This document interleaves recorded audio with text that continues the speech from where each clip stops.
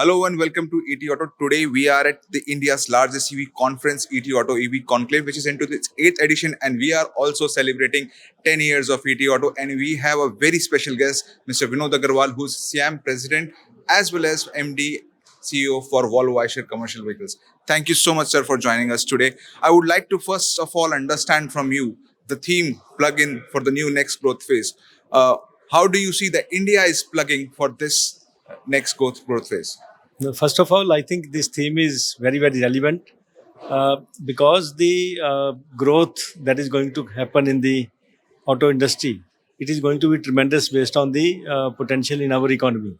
So if we have to achieve that growth, then we have to address all the issues or all the challenges which are going to come in this growth. So therefore, when you have this type of theme, then obviously there is a lot of discussion happening on it and it will help. So during your speech, you mentioned about the ratio between the price of an ICE vehicle and electric vehicle. For buses specifically, it's 3:1. For passenger vehicle, you told it's 1.5:1, and similarly for two-wheelers.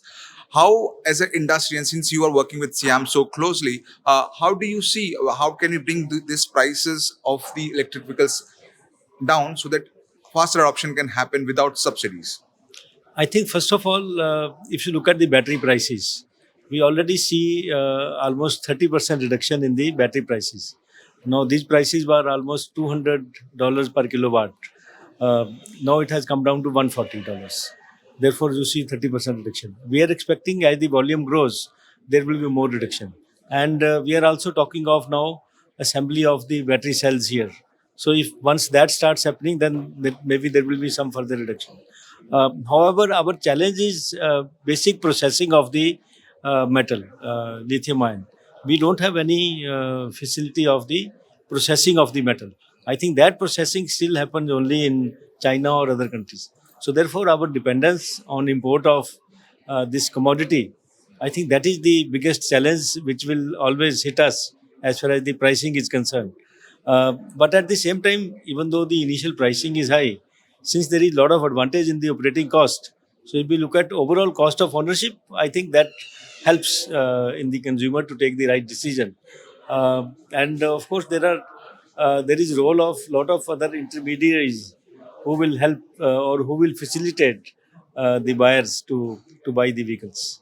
One last question on the supply chain. Supply chain is one of the most crucial component when it comes to establishing of any industry.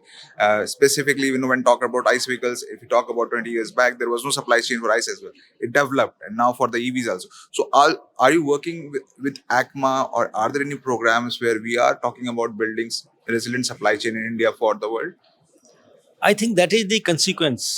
So supply chain will have, once there is opportunity in the vehicles, definitely people will see a lot of business opportunities. So there are a lot of entrepreneurs in the country.